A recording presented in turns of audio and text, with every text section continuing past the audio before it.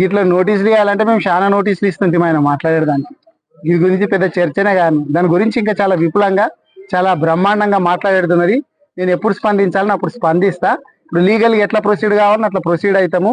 ఆయనకు 1000 కోట్లు వేసేది ఉన్నది పరువు నష్టం దావా. ఆయన మాట్లాడిన మాటలు కావచ్చు అని చాలా ఉన్నాయి. ఇంకా ఈ ఉడతా ఊపులకు ఇటువంటి తాటాకు చప్పులకు భయపడేటోడు ఎవరు లేడు. ఇది ఇప్పుడు తెలంగాణ రాష్ట్రం లోపల కూడా కేటీఆర్ గారికి, కేసీఆర్ గారికి, హరీష్ రావు గారికి, తర్వాత ఆర్ఎస్ ప్రవీణ్ కుమార్ గారికి అందరికి నోటీసులు ఇస్తున్నాడు. నాకు కూడా నోటీస్ ఇస్తున్నాడు. అక్కడ రేవంత్ రెడ్డి అక్కడ వాళ్ళ అవినీతి బయటపడకుండా డైవర్షన్ పాలిటిక్స్ అక్కడ చేస్తుంటే, ఇక్కడ ఉన్నటువంటి వాళ్ళు కూడా వాళ్ళ అవినీతిని నేను బయట పెడుతుంటే డైవర్షన్ పాలిటిక్స్ చేస్తున్నారు. దీనికి భయపడేటోడు ఎవడున్నాడు?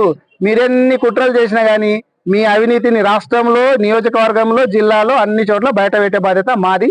దీనికి భయపడేటోడు ఎవరు లేడు. ఇంతకు 2 ఇంతలు స్పందిస్తాం. ముఖ్యంగా ఒక స్పీకర్ బుల్లెట్ రాజు వెనక అసలు ఇవన్నిటికి తర్వాత స్పందిస్తాం కదా. నన్ను ఏమేమన్నాడు ఆయనకు తెలియదా? వీడియోలు తీస్తాం. ఆయన మొత్తం లెక్క మేము ముట్ట చెప్పాలి కదా, వడితో సహా చెల్లించాలి కదా. ఇంకా ఆయన అన్నటువంటి మాటలు మొత్తం తీస్తాము. ఆయన ఏమేమి మాటలు నా మీద ఏమన్నాడు, కేసీఆర్ గారి మీద ఏమన్నాడు, కేటీఆర్ గారి మీద ఏమన్నాడు, మొత్తం లెక్కలు తీస్తాం కదా. లెక్కలు తీయకుంటేనే ఎట్లా? నన్ను ఏమేమి కథలు అన్నాడో తెలుసు కదా.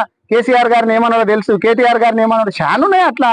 అవన్నీ చెప్పుకుంటూ పోతే ఇక ఒక పెద్ద చరిత్ర అయితే ఓ బుక్ రాసినంత అన్నాడు ఆయన స్పీకర్గా అయినాక కూడా ఆయన అన్నటువంటి మాటలు చాలా ఉన్నాయి. వికారాబాద్ ప్రజలందరూ కూడా ఆలోచన చేయాలా, ముఖ్యంగా టౌన్ లో ఉన్నటువంటి వాళ్ళు ఆలోచన చేయాలా. నేను ఏం చెప్పినా, అరే వాళ్ళ కుటుంబ సభ్యుల గురించి రిజర్వేషన్ చేపించుకున్నాడు, మార్పించుకున్నాడు అని బయట అంటున్నారు అన్న.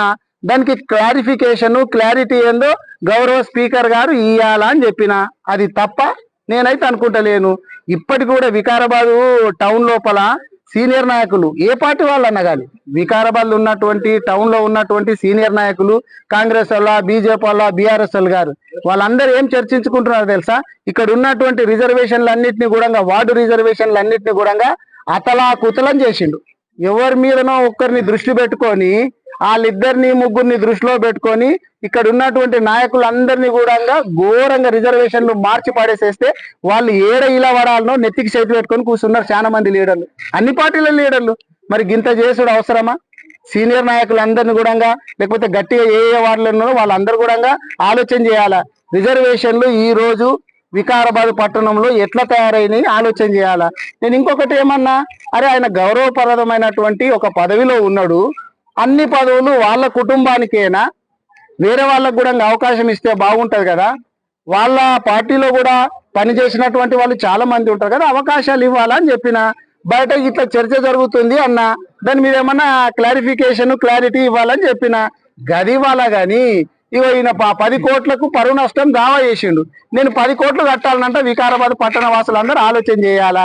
ఈ లెక్కన పోతే ఆయన ఎన్ని వేల కోట్లు కట్టాలా బీఆర్ఎస్ పార్టీకి అనేది ఆయన్ని ఆలోచన చేసుకోవాలా. రాబోయేటటువంటి రోజులు దీన్నేం వదిలిపెట్టము. రాబోయేటటువంటి రోజుల లోపల ఇంకా చాలా లీలలు బయటికి తీసేది ఉన్నది.